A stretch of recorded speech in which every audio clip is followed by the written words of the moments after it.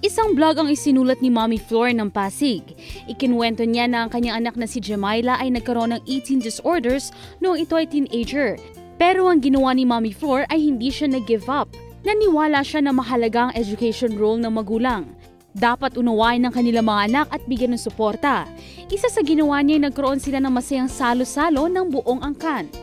Kung mapapansin mo sa panahon ngayon na halos abala ang bawat miyembro ng pamilya, nahihirapan na silang mapanatili ang close family ties.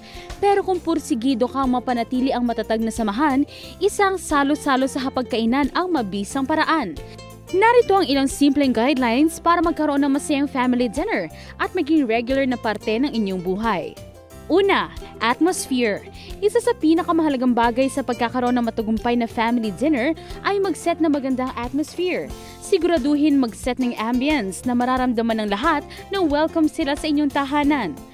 Pangalawa ay discussion. Maraming beses sa family meals nagkakaroon ng totoong diskusyon o usapan sa pamilya. Dito nagkakaroon ng biruan o pagbibigay ng opinyon para mas lalong mapasarap ang kainan. Pangatlo ay time. Hindi lahat ng family meals ay kailangan sa dinner lamang. Maaari ring breakfast sa weekends. Pang-apat, location. Lahat ay magsasawa kung lagi na lang sa dinner table at sa loob ng bahay. Bakit hindi subukan sa labas o ibang bahagi ng bahay tulad ng garden?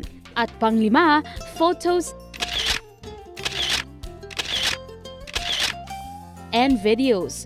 Kumuha ng ilang photos o i-record ang masayang salo-salo dahil isa sa masarap balik-balikan ang pagsama-sama ng buong sambahayan sa hapagkainan.